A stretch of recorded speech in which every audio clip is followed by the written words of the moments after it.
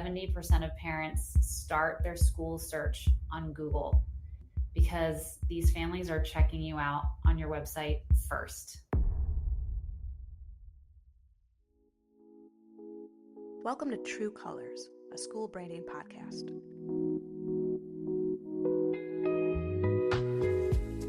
Here we learn how to represent your school in a correct, competitive, and compelling way. We bring on experienced educators and experts to discuss the ins and outs of displaying your school's true colors. My name is Madison Carr, the owner of Creative Chameleon Studio. Through brand strategy and design, I help schools look as great on the outside as they are on the inside.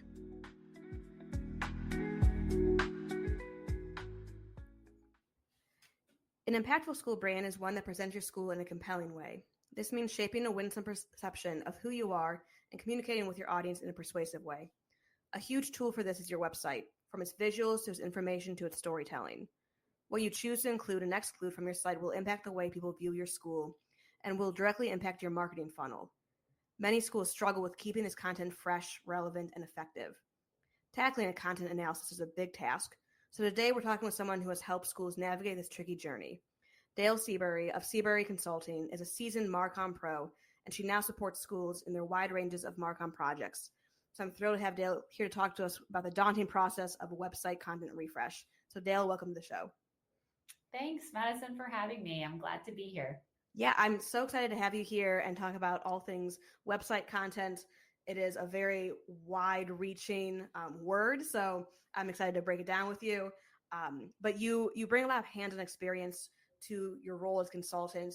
So can you start by giving like a quick overview of your background and what led you to being in this role as consultant? Sure. I've spent about 18 years in the independent school space. 13 of those were at the Pingree School, which is a K through 12 of over 1,100 students here in New Jersey.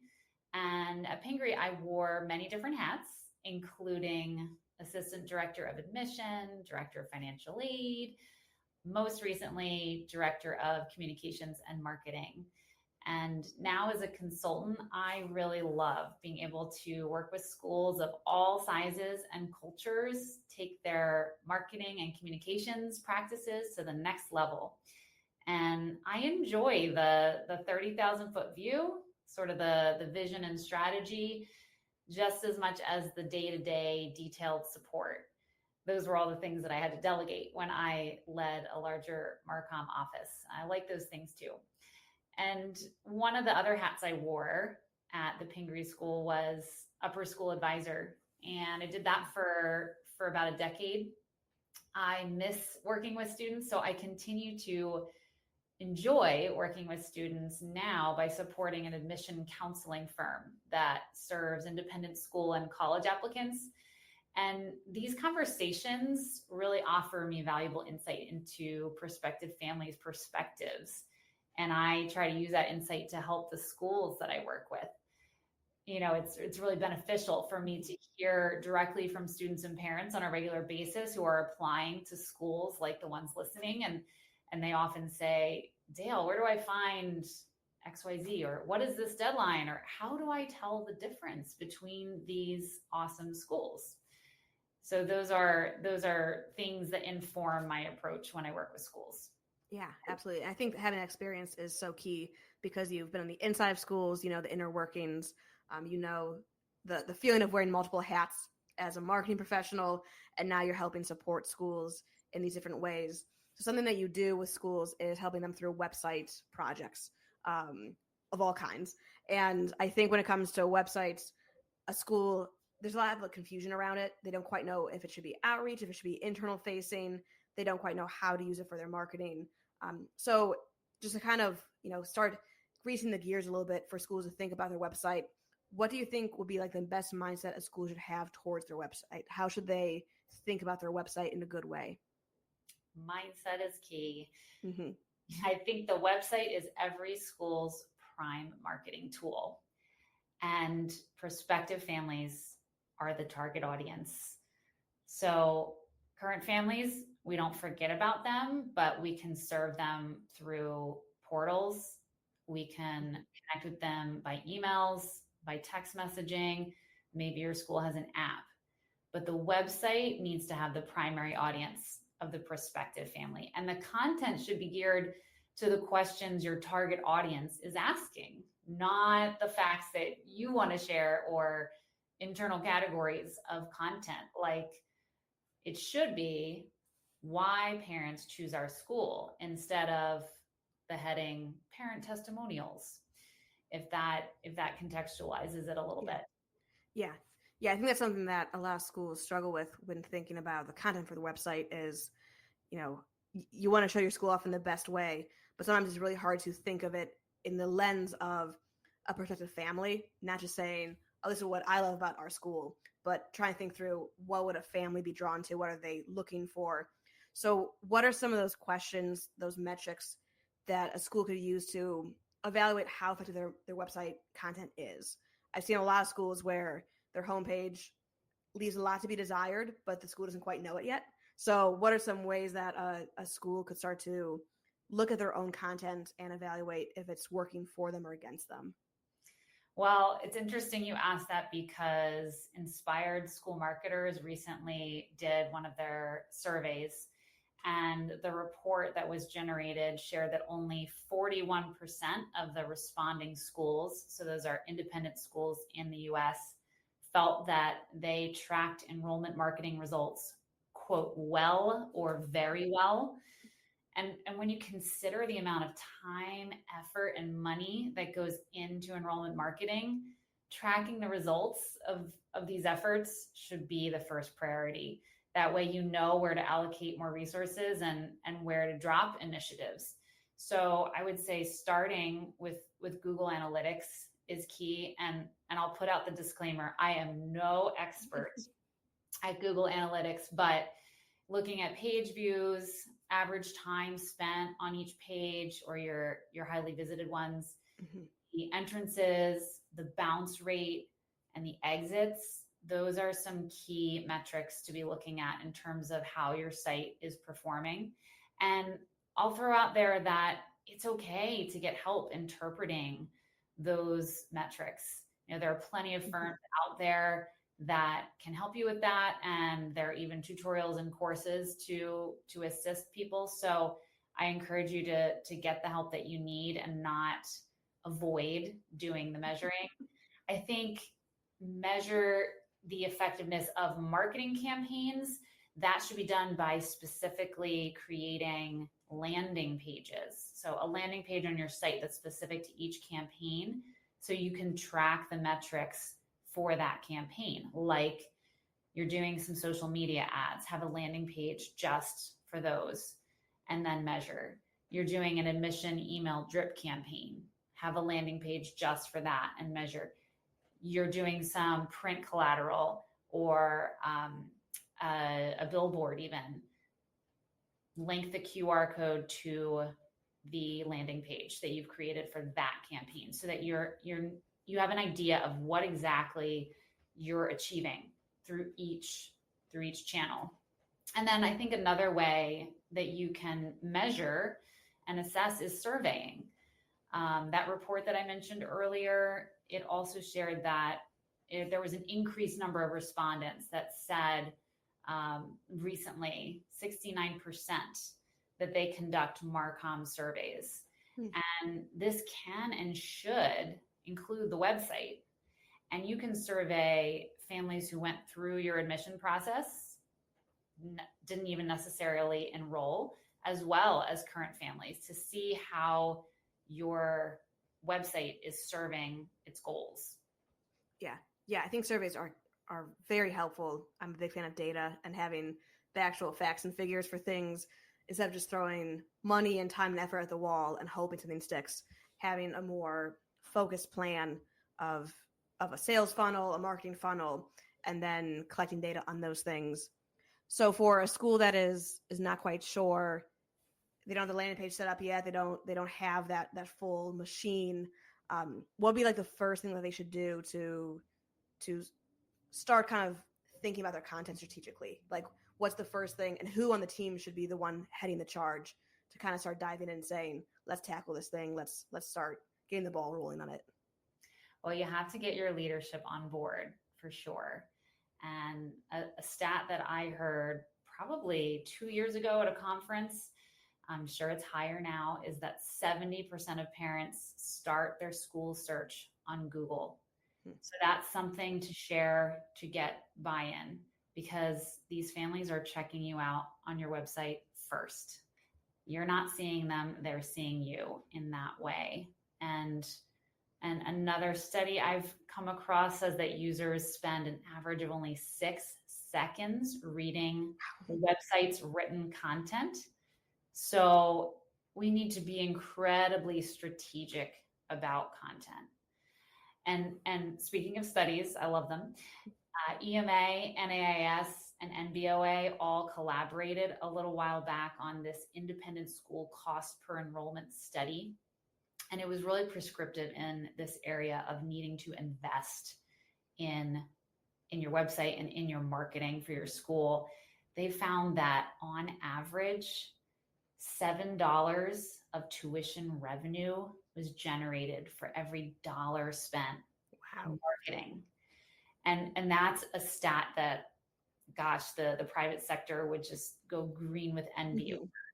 So if you need to convince your leadership, your boss, your head of school, that this is important, your board, maybe, these are some things to share.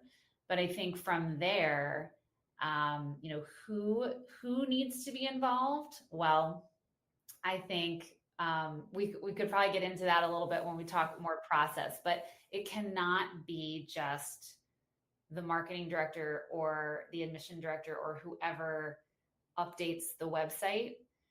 It cannot fall to one person to be in charge of all the content for a school's site. However, there needs to be some very specific parameters of accountability and direction, but the work has to be shared. Right. Yeah. I think that's something that a lot of schools have a hard time with, is selecting their team, figuring out whose boundaries are where, who's doing what. Those roles are quite hard. And I think with a website, there's a lot of different disciplines that fall into maintaining a good website, and it should not fall on one poor marketing person to carry all of that. You need many things at play. You need good imagery, so you need a photographer. Videography is really important too. Copywriting, all the back end SEO functionality side of things. As a designer, I know my lane. I like doing front end.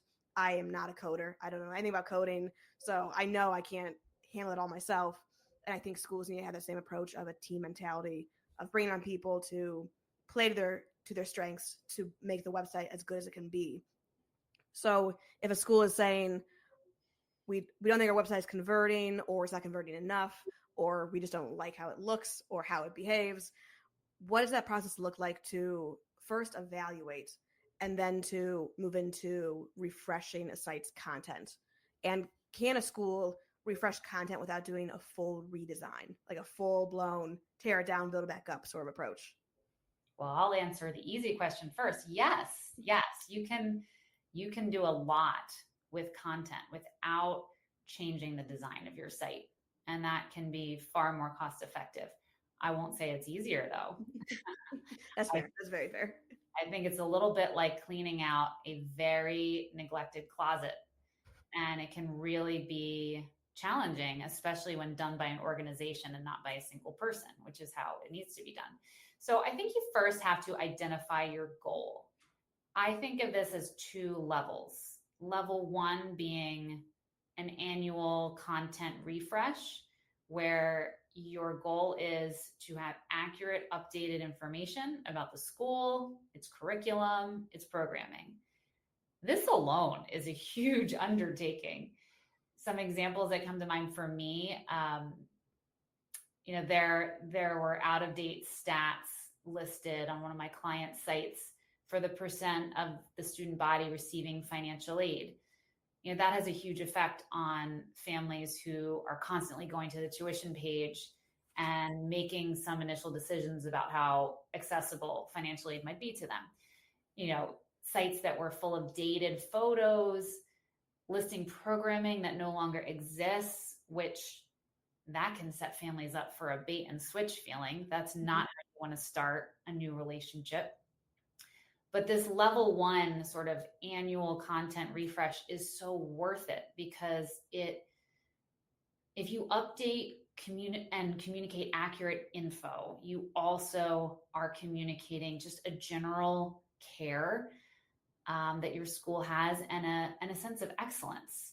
So I think that alone should motivate you as time intensive as it can be. Now I think of level two as a content overhaul for a website redesign. And that's when your goal would be incorporating a cohesive brand voice throughout and using more compelling media and convincing data, all to incite your visitors to action, the action that you want. Now, can you do that without doing a redesign? Absolutely. Those two things tend to go together. I think schools find it easier to motivate to do the whole overhaul when they're also redesigning. But it can be done at a time when you're not redesigning. Some examples from my client work.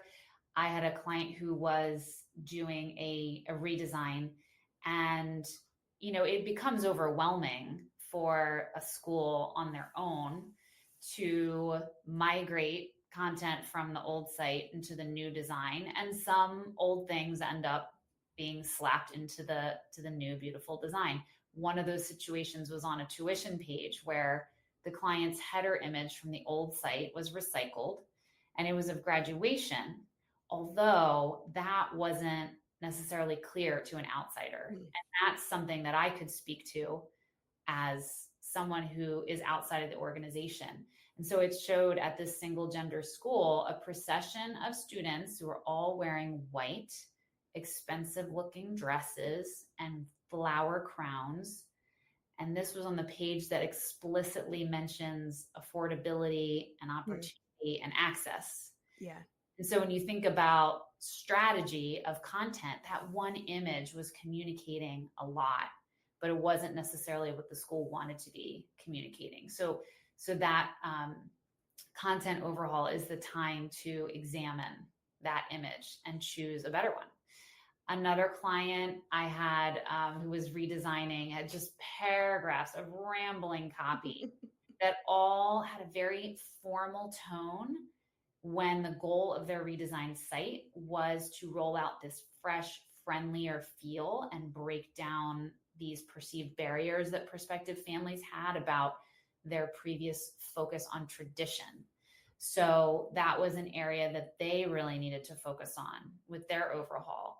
And then multiple clients I've had just have an entire website full of content, and the voice is geared more toward current families than prospective families. And it's not effectively engaging either of those groups. So it's worth it. It's worth it to invest the time and the money in overhauling the content so that you maximize the investment you make in design with the content that is driving it, right? And is really being digested because of the beautiful design. Yeah, I've seen that a lot with schools. I work in the rebranding side of things and the brand strategy side of things. So quite often, once we go through that process, they're then able to look at their content through like fresh eyes, through the correct prescription of glasses, and they can see how their current content doesn't align with the people that they want to talk to, that they want to speak to, and how it doesn't align with their brand voice and the design, all those kind of things. So I think that's definitely a catalyst for giving a little bit of that momentum towards tackling a refresh when you have a brand new design that you want to roll out. There's a great time to look at it. But even if you're not there yet at the rebrand, you can still give thought to your content to make it strategic, to make it effective. Something I have seen a lot, and I'm sure you've seen plenty of it, is content where it's just long bodies of paragraph, just like so much text. I mean, you get tired scrolling through it. So do you have like a good like rule of thumb, or a good like little formula if someone's looking to be effective with their copy when it comes to length? Like what should be their mindset towards that? How should they be thinking about how do we trim things down? How do we consolidate? How do we get to the point? I think for a lot of non-copywriters, that's very daunting. So like, what's a good kind of editorial trick or thing you've seen? Oh, I think awareness is the key, is the first step. Consumers' average attention span is now apparently 8 seconds, which is 1 second less than a goldfish. How about that? That's eye-opening. Yeah. Wow. And people read somewhere around 25% of the words on a typical web page, is what I have read. I also read somewhere that your website should be the hello, not the entire conversation. So be thinking about words that are enticing and get your audience to take the next step, but you don't have to say it all up front. So short sentences, removing unnecessary words and avoiding flowery language is really helpful. And making sure that there's lots of white space. So lots of air sort of around the words, and using your subheads and bullets. That makes it easier for people to scan and absorb the key points. And so keeping in mind those things can be helpful, but I would say it's still really hard. As someone who writes quite a bit for clients and edits as well, sometimes you might just need to take what you have and put it in AI, put it in ChatGPT and get that to shorten it. Give it direction of, this is my audience, this is for a web page, distill this to, a third of the length, and go from there and keep editing it from there. You never want to take lock, stock, and barrel what you get from ChatGPT, but if you can get it to help you trim, that can be really, really helpful, because our words, they become very precious to the writer. They are not that precious to the reader. So you need to really shorten and make things brief. Yeah, I think that's a really good mindset. And when you say the word white space, that is speaking my language. As a designer, I love that. And this is something I tell clients when we're going through the rebrand process when it comes to logo design, with that same kind of tension that they feel, where the desire is for the logo to tell the whole story. And I'm constantly telling clients a logo's job is to identify, not to storytell. And you let the rest of your marketing, the rest of your brand do all the storytelling. Your logo has one job. And it's only good if it's simple enough to do that one job, and copies the same way. So I think that's really helpful for a school to think about. How can we put on our editor hat and trim things down, get to the heart of it? So if a school is starting to do that, they're looking at their content critically, and they're saying it's probably time to be serious about this and refresh it. What are some things that they can do to prepare for a content refresh project? Because it's not a small project to do. It is a big time investment. It is a big manpower investment. So what are some like preparatory things a school could do to make that process smoother and have the best outcome? Well, first of all, delegation and accountability within a strategic framework. Those are things that need to be set up in advance. You cannot do it all yourself, as I mentioned before, nor should you. It's completely out of the realm of possibility that there would be subject matter expertise this diverse in one person or even one department when we're talking about a school and all the things that it does and offers. So it's extremely helpful to have the buy-in from your head of school, your supervisor, and even sometimes getting an outside voice like a consultant at this point can be helpful to sort of set up that framework if it's a little tricky in your organization. And whether it's for a full redesign or a summer refresh, I like to use the word or the term content accuracy owners.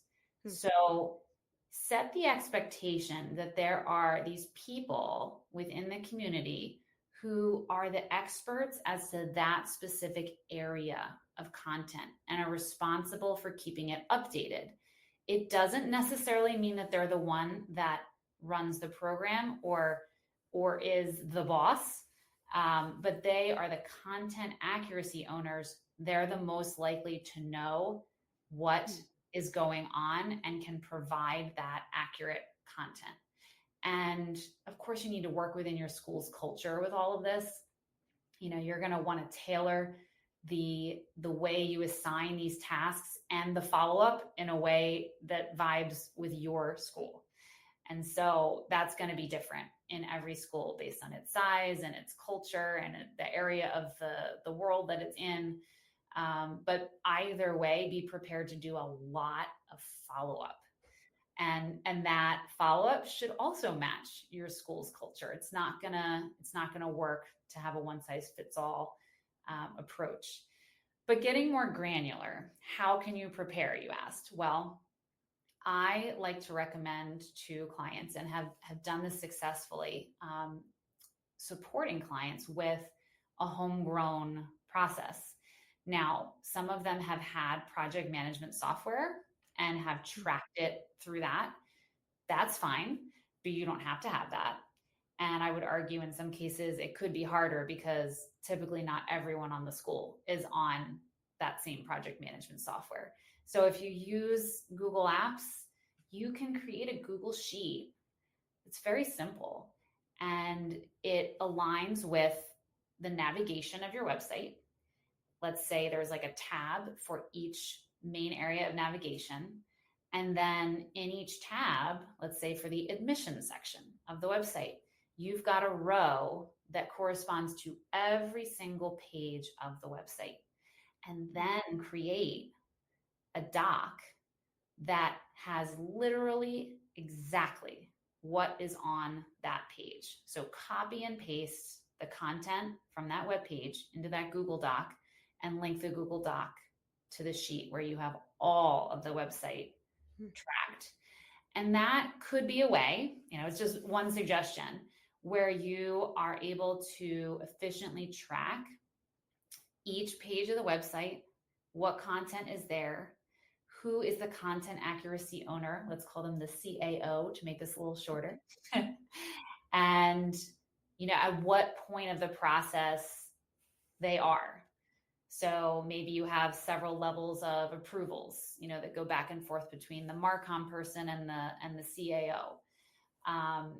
And you have the actual live link to the web page right there so that they can be checking, okay, what does it look like now? Mm-hmm. Here's a document of words and links, but what does it actually look like?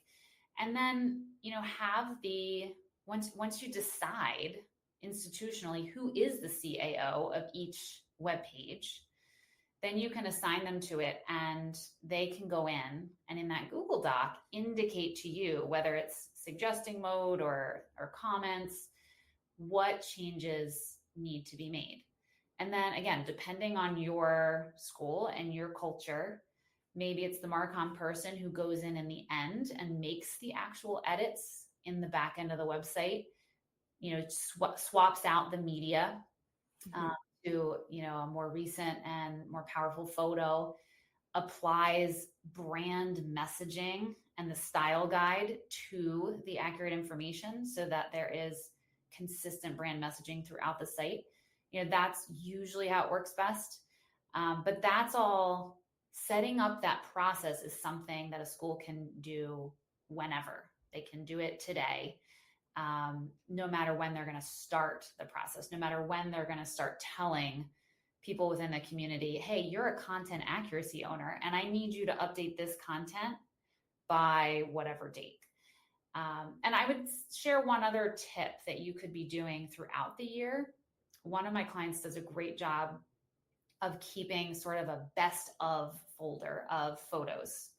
So throughout the year, they're doing a lot of their own photography.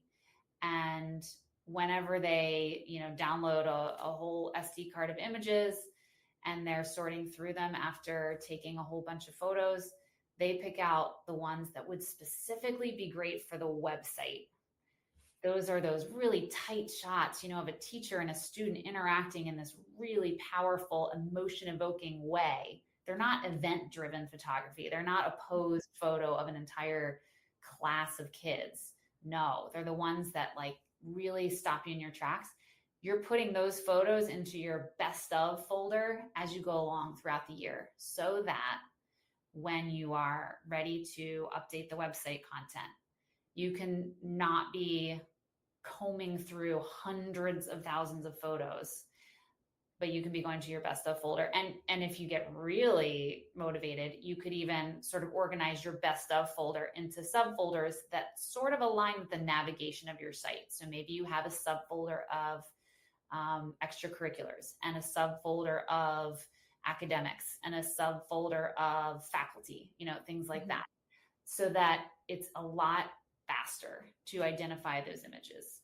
Yeah, I think that alone is something that gains so much ground in this process. I think just the sheer consolidation of copy and imagery is such a big task, and I think it's quite often the thing that maybe prohibits a school from moving forward with tackling a big project like this, because the initial effort has to be so much just to get all these things organized. But I love the idea of the spreadsheets and the Google Docs tied to it. That's an organizational structure that I can really, really get with. I think any school can easily do that. Set aside some time for the marketing director or someone on the team to start chipping away at that, just to start to build that out, so you have that to work with.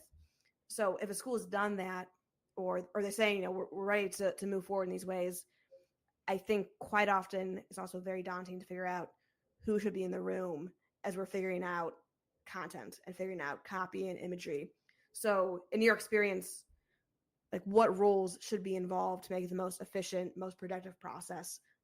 Obviously, I know there's a little bit of the mentality of too many cooks in the kitchen. You want to keep it nimble, but you don't want to leave people out whose voices should be heard. So what's kind of your general parameters for that? The thing that I'm very passionate about is that there only be one person who has primary responsibility for the accuracy of a particular web page or a particular type of information. As soon as you assign more than one person, I think there's this diffusion of responsibility that is really terrible. So aiming for one, and again, thinking creatively that, it might not be the supervisor of an area. It might not be the division director who is the content accuracy owner of, let's say, the upper school's signature experiential learning capstone. More likely, it would be the teacher who actually runs that program year over year. And, there might be a particular kindergarten teacher who is way better positioned to describe the literacy curriculum than, say, the English department head. Yeah. So getting with your supervisor, your head of school, whomever, and sitting down and getting on the same page about those decisions, I think is really helpful. And that can be a small conversation, but perhaps it's the culture of your school that you want to actually assign those duties, in your senior administrative meeting, so that everybody is hearing, this is the way that we're going to go about this. And let's talk through who is the best person positioned to sort of own the accuracy of this content. But then I think you have to be clear that it's really the Marcom person, or whoever is going to be owning the website as a whole and the school's marketing efforts, that's ultimately responsible for incorporating the updated info. And that person certainly is not responsible for knowing or providing detailed information on every program and every event and every area of curriculum, but they sort of need to have final say of, you give me the accurate stats and info, and then I will communicate it in the most strategic way. So that's when the magic of brand messaging comes in, and well-placed media, and really trimming down that copy so that it's really efficient. So I think there's a couple layers to this, but accountability is really key. And I'll throw out there that I know there are some schools that have had a lot of success with formalizing participation in the admission process in their job descriptions for teachers, Hmm. I would say I think it could work really well to formalize something like this Mm-hmm. into a job description, if that's part of your school's culture, that, you're going to be the one who makes sure that this information is accurate on the website every year. That's going to be part of your job. Yeah. Yeah. Having it defined is really helpful. I think so many things can slip through the cracks if there's not someone looking to make sure things are accurate, things are updated, and then to have that one voice, that one person who's telling it all through the brand voice, the brand messaging, and making sure it's not just throwing a bunch of facts at the website, but making it actually storytell.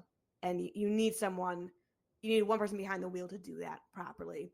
For a lot of small schools, their marketing team is a team of one. So it falls on their shoulders to do all the things to deal with the whole website.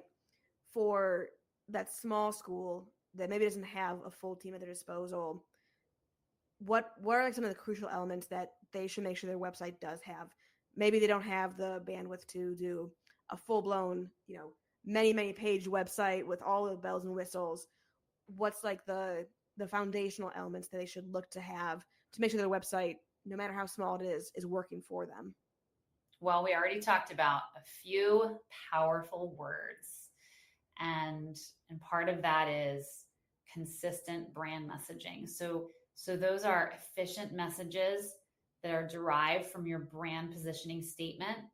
And if you don't have one of those, you can talk to somebody like me or Madison, or there are a million other wonderful people that could help you with that. But that really needs to drive your brand messaging, and that helps ensure that your school's identity and values and strengths, basically what sets it apart from other schools, are communicated clearly and consistently. So, answering the question, why choose our school? That is what should drive the messaging throughout your website. And then high quality media. And that doesn't mean that you have to have a professional photographer on campus several times a year. iPhones do a great job. And oftentimes it's the people who work in the school who know where to be at that moment that you can get the great shot. And research reveals that humans process images 60,000 times faster than text. So let's make sure that we have great video and photos all over the website that aren't event driven, but very emotion evoking. And then on every, if you're looking at your Google Analytics, on every highly visited page, have a clear call to action. So whether it's schedule a tour, apply, give today, have these CTAs wherever they make sense, and make it really easy for your visitor to do what you want them to do. I'd say also proof points are really, really important. And that you could think of that as social proofs, like testimonial videos and quotes, primarily from parents. Parents deciding on a school want to hear from other parents. Kids want to hear from other kids. And use data too. So stats and infographics, people are looking for sources that they can trust online, and they're really drawn to numbers. So give them numbers. And then, as you mentioned just now, Madison, storytelling. Incorporate into your website tons of storytelling, and make the student be the hero of the story, not the school. Tell compelling, authentic stories of transformation on your website. Make it so clear to families that this is where their child is going to transform and thrive. I mean, that's why we're all doing this, right? It's the transformational power of a right fit school for a child. It's the possibilities that are limitless. So tell those stories on your website through visuals and through carefully chosen brand-centric words, and you will do really, really well. And the prospective families will be lining up at your door. Yeah, that's so true. That a well-placed image that captures emotion, that captures a feeling, is going to do 1,000 times better than a bunch of words. And I think that lens of make the student the hero of the story is so key. I've seen a lot of school websites where they give their history, they give their stats, they talk about them a lot. But as a searching family, you don't want to hear that. You want to hear, how's my student going to thrive there? How's the school fit my student, my kid? I think that mind shift alone could help revamp plenty of websites and elevate them quite a bit. So for the school that is looking at their website saying, this is not up to par, we need to improve this, how can they get in touch with you? How can they learn more about what you do and how you help schools in these ways? Well, you can find me on my website, seabury-consulting.com. I'm on Instagram, Seabury_consulting. And I spend a lot of time on LinkedIn, Dale Desir Seabury, or the business Seabury Consulting. And I'd love to connect with you. I thank you so much for having me on and for a great conversation, Madison. Absolutely. Yeah, you've given a lot of food for thought. I think this should hopefully propel a lot of people to start thinking about their school. And I would commend anyone to reach out to you and get in touch. Having a consultant on this big project is so helpful. Having that outside voice, I think, brings so much value to it.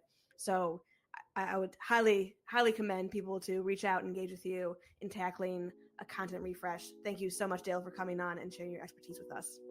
Thanks, Madison. Thanks for listening to this episode of True Colors. A great school deserves having a great brand. If you need help representing your school in a correct, competitive, and compelling way, then send me a message at creativechameleonstudio.com. I assist independent schools in developing brand strategy and designing brand identities. More information on Creative Chameleon Studio and today's guest is available in the show notes. If you received helpful information today, please consider leaving a 5-star review and sharing the episode. And tune in for the next episode of True Colors.